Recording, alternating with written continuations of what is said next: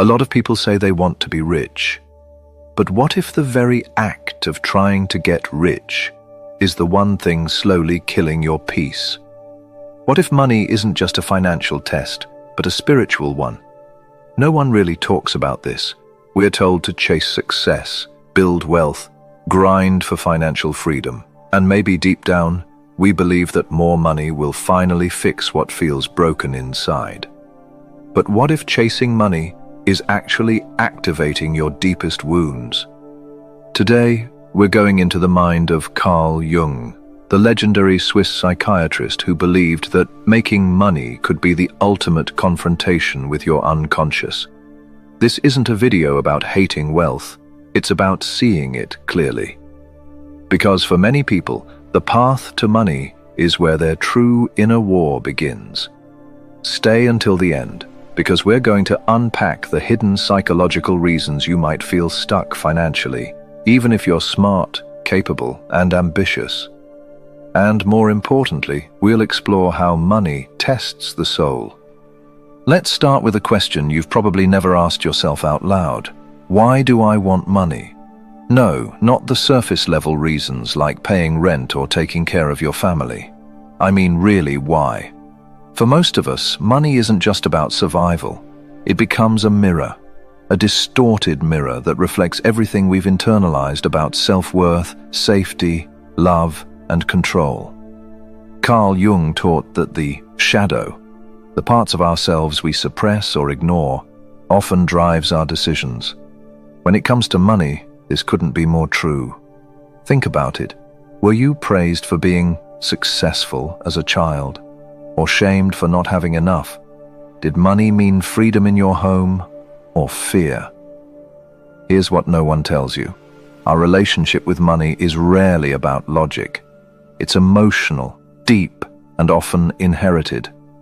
You might be chasing 6 figures today, but what you're really chasing is validation, or safety, or your father's approval, or your inner child's desperate hope to finally feel enough. That's the trap. Because you can make more money and still feel empty. You can hit your goals and still feel anxious. Because the unconscious beliefs that money will make you whole are never about money at all. When Carl Jung said, "Until you make the unconscious conscious, it will direct your life, and you will call it fate," he was describing this exact pattern. You think you're building a business or career, but what you're really building is your coping mechanism. And now we're going to unpack how capitalism hijacks your identity, why success often triggers shame, and how to heal your money story for real, not just for your bank account. Let's say you finally make it. Your income jumps, your lifestyle improves, people start noticing, congratulating, maybe even envying you. Feels good, right? But quietly, almost secretly, a strange pressure builds. You're more successful, yet more anxious. More respected, yet more disconnected.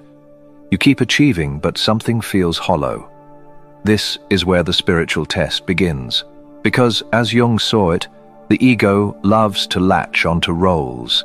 Achiever, entrepreneur, provider, star. Anything that gets approval. And in our world, money buys the loudest applause. But here's the cost no one talks about. When your identity becomes tangled up in success, you begin abandoning the parts of you that don't perform. The sensitive parts, the stillness, the play, the messiness, the real you. And so, the richer you get, the more you curate your personality to maintain that image. But every performance requires suppression. Suppression of fear, of doubt, of truth.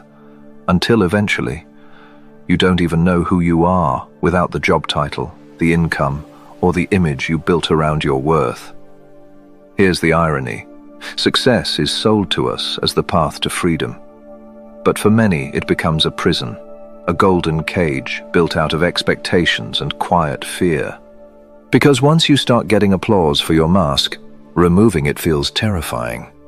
But what if that fear is actually the invitation?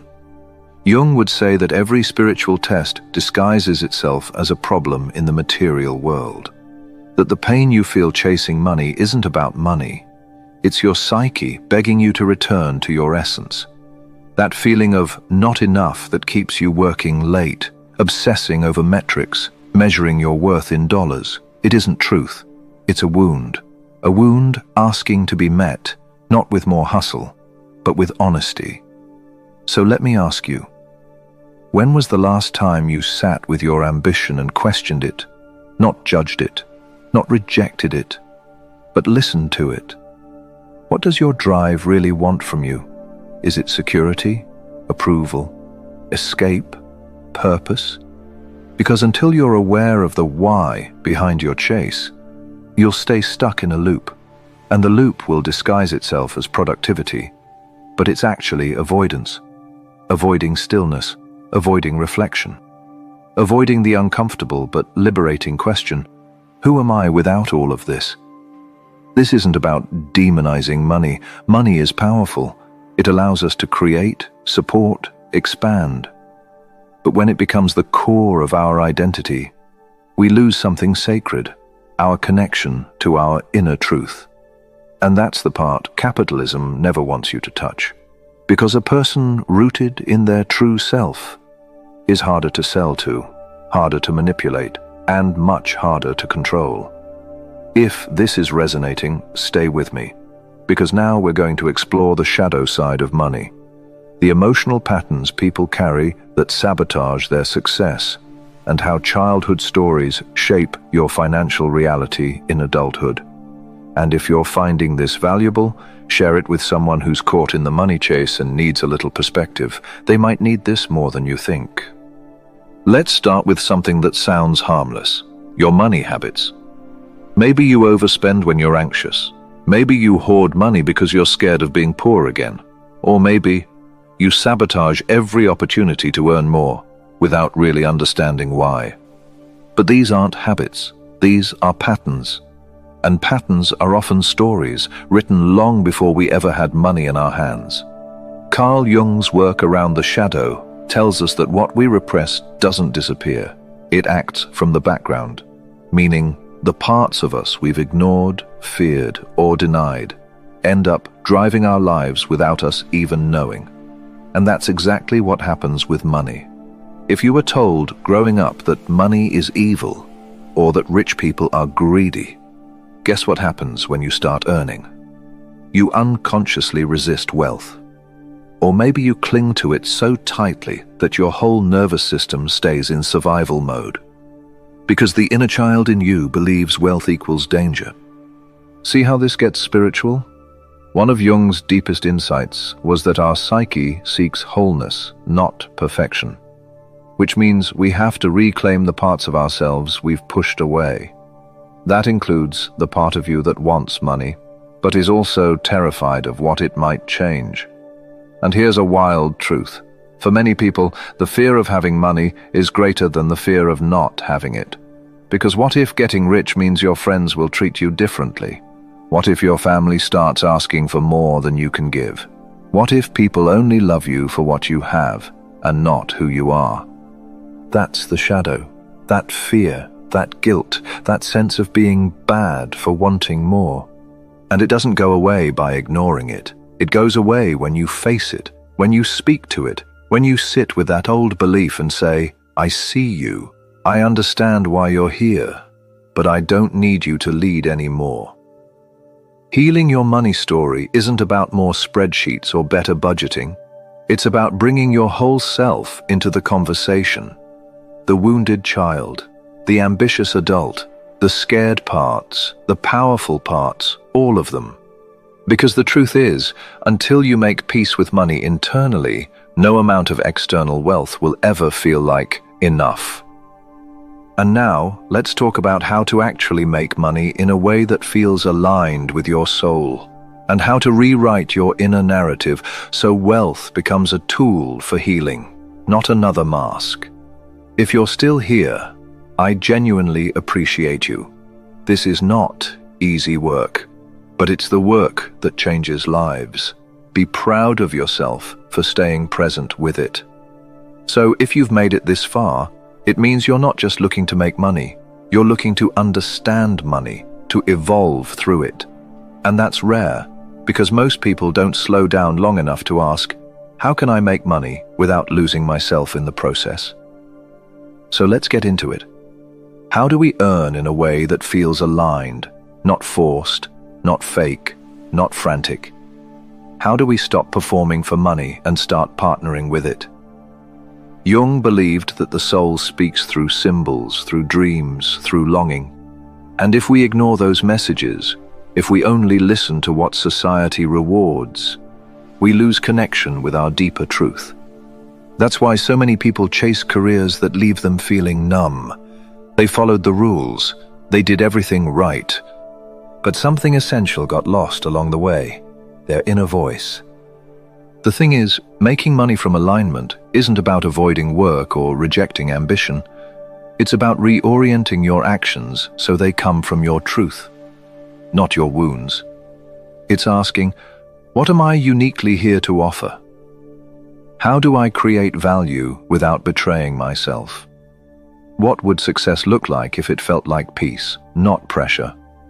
These are spiritual questions, and when you let them guide your decisions, money stops being the master and becomes the servant.